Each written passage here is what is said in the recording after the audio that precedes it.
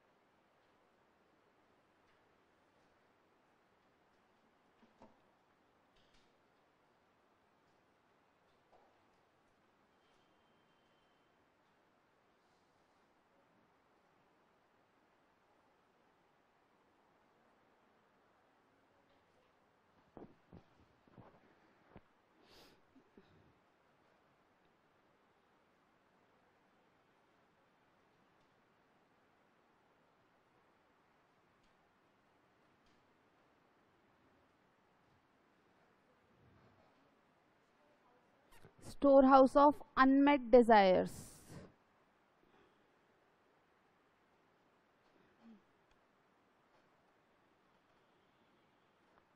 Done.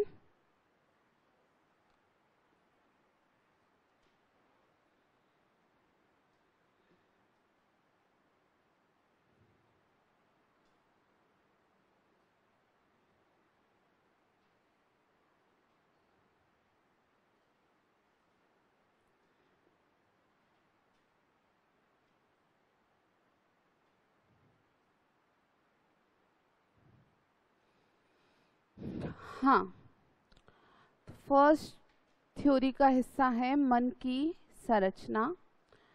ये एक hypothetical concept है। हाइपोथेटिकल यानी कि कल्पनात्मक है।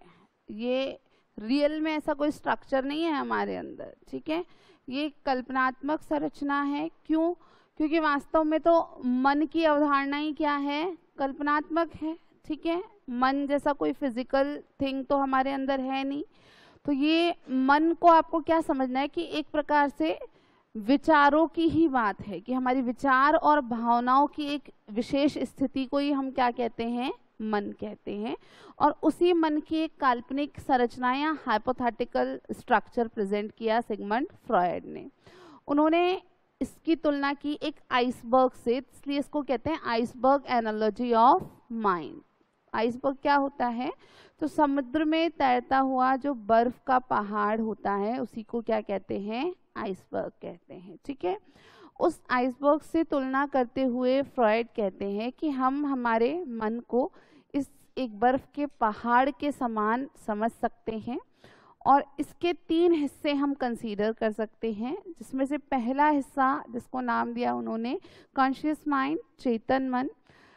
बर्फ के पहाड़ में कैसे बताया कि भाई समुद्र में अगर कोई बड़ा बर्फ का पहाड़ है तो ऊपर से उसकी सिर्फ क्या नजर आती है? छोटी सी टिप नजर आती है, ठीक है। तो टिप ऑफ द आइसबर्ग किसको कहा उन्होंने? चेतन मन को, कॉन्शियस। ये जो ऊपर का इतना सा हिस्सा है ये क्या है? इस आइसबर्ग की टिप है, सबसे ऊपरी हिस्सा है जो पानी के ऊपर नजर आता है। तो इस टिप ऑफ द आइसबर्ग को वो क्या नाम देते हैं? चेतन मन, कॉन्शियस माइंड। अब क्या कहते हैं कि वास्तव में चेतन मन वो हिस्सा है जो हमारे वर्तमान के विचारों को या तात्कालिक अनुभवों को प्रदर्शित करता है। वर्तमान, प्रेजेंट, अभी तुम्हारे क्या विचार चल रहे हैं, क्या भावनाएं चल रही हैं, तुम किससे कुछ शेयर कर रहे हो। जैसे मैं अभी तुमसे फ्रॉयड की थ्योरी शेयर कर रही हूँ तो मेरे वर्तमान विचार में क्या चल रहा है? सिगमंड फ्रॉयड का सिद्धांत चल रहा है, ठीक है। मोस्ट प्रोबेबली तुम्हारे भी चल रहा हो पर किसी किसी के बदल भी सकता है, ठीक है ना। सुन रहे हो तुम, किसी किसी का बीच में कनेक्शन लूज हो जाता है ना, कि अचानक से कुछ और, ठीक है।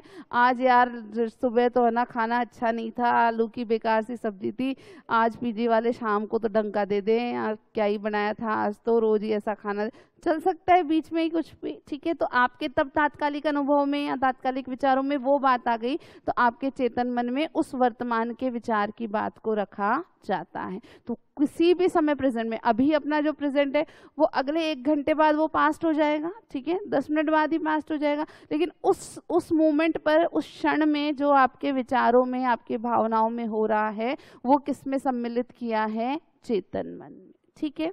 फिर वो बात करते हैं दूसरे हिस्से की, पूर्व चेतन या अवचेतन मन।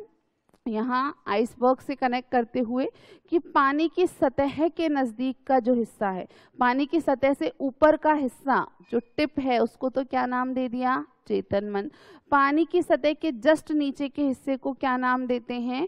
पूर्व चेतन या अवचेतन का नाम देते हैं। प्री कॉन्शियस माइंड या सेमी कॉन्शियस माइंड भी इसको लिखते हैं। इसके लिए क्या कहते हैं फ्रॉयड कि इसमें वो विचार सम्मिलित होते हैं जो अभी तो आपके तात्कालिक या वर्तमान विचारों का हिस्सा नहीं है, लेकिन आप चाहें तो आप उनको वर्तमान में लेकर आ सकते हैं। जैसे अभी मैंने इनसे पूछा, नाम क्या है बेटा तुम्हारा?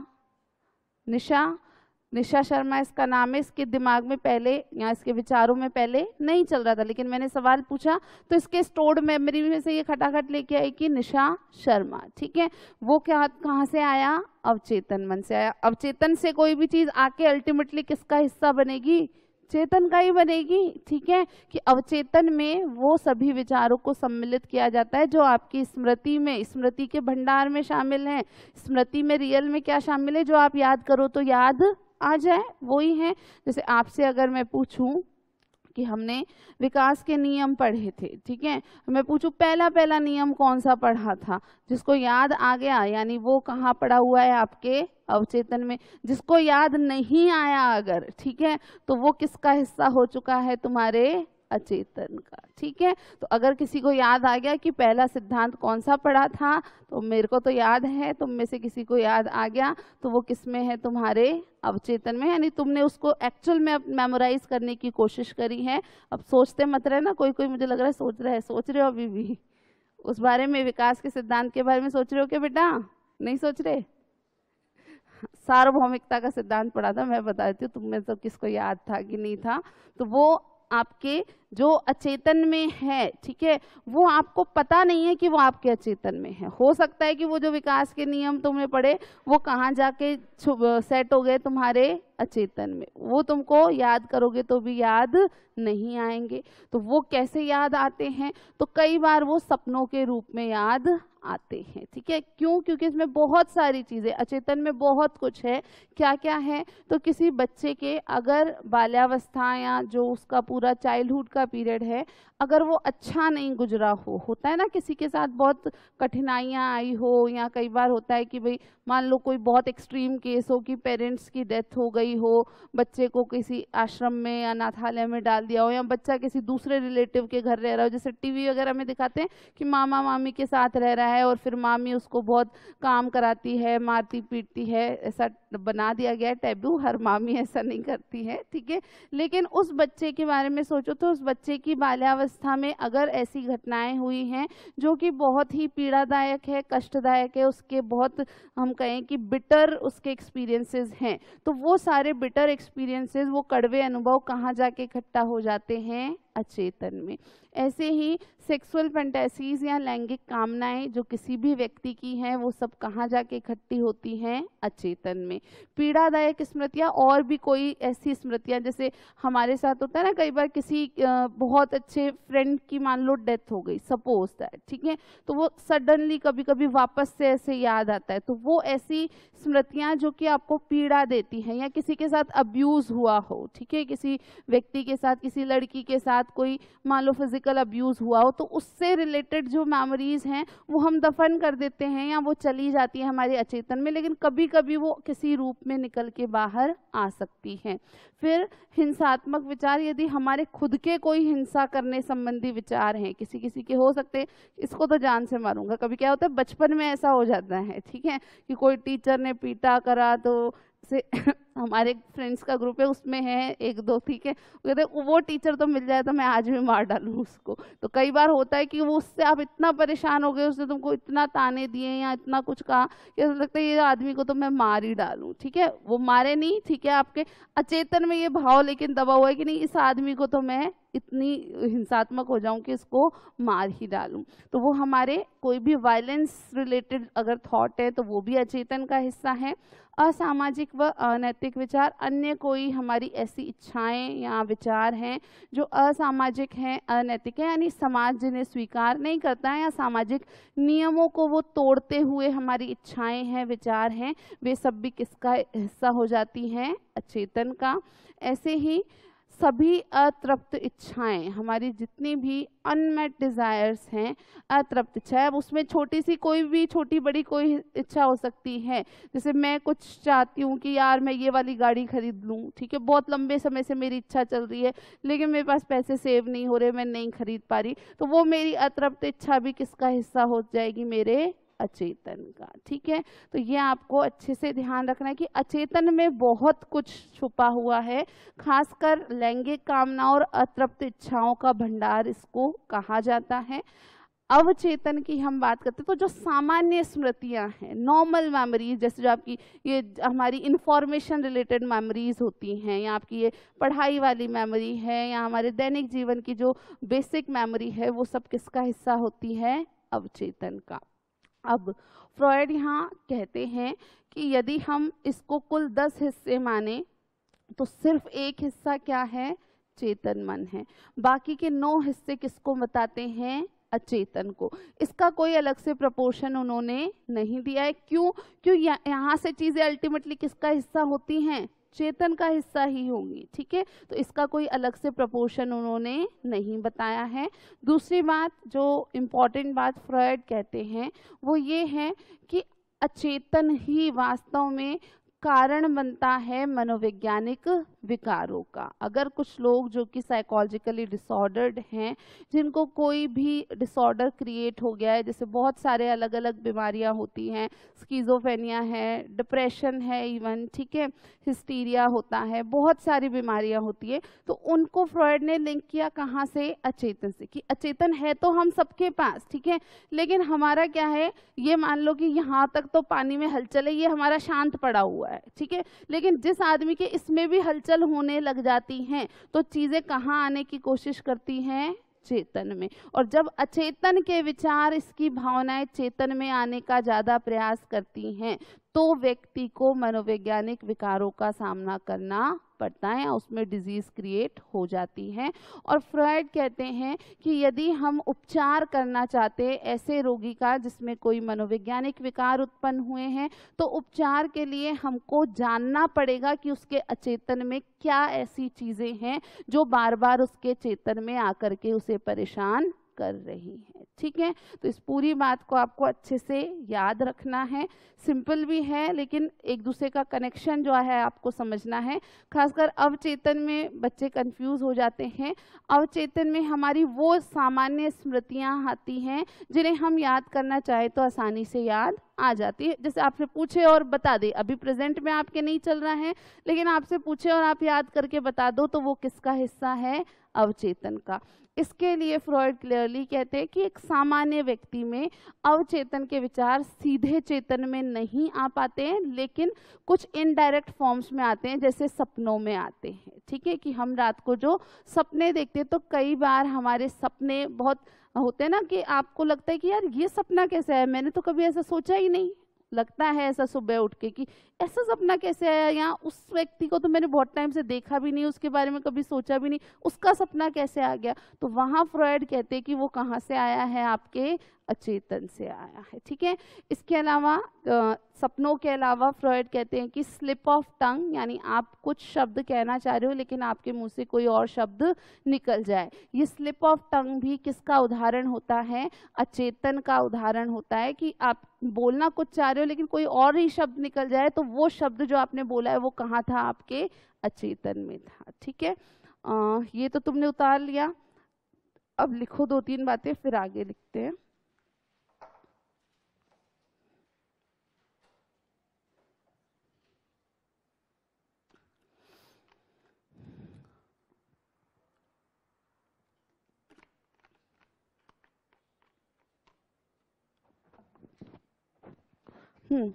फ्रॉयड द्वारा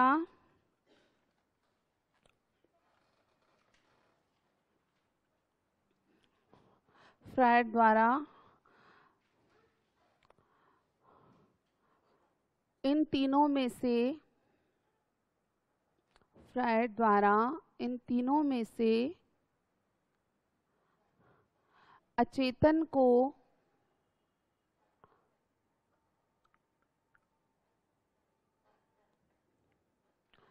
सबसे अधिक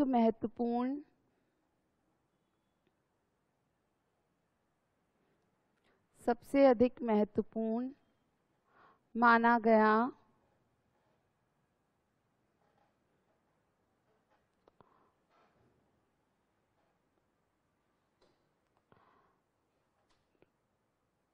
उन्होंने कहा कि स्वप्न अचेतन तक का शाही मार्ग है। उन्होंने कहा कि स्वप्न अचेतन तक का शाही मार्ग है। Dreams are royal road to unconscious, इस तरीके से कोटेशन है उनकी। यानी आपको किसी के अचेतन तक पहुंचना है तो आपको उसके सपनों को जानना पड़ेगा। ठीक है, इसी में लिखो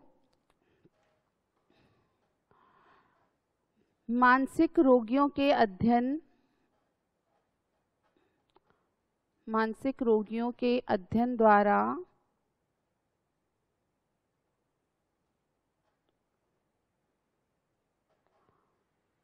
उन्होंने बताया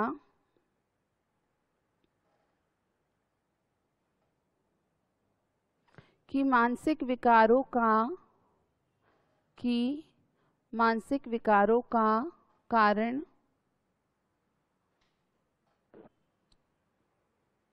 व्यक्ति के अचेतन में ही छुपा होता है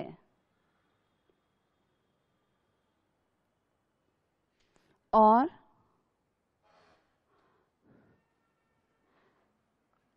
इन विकारों का उपचार करने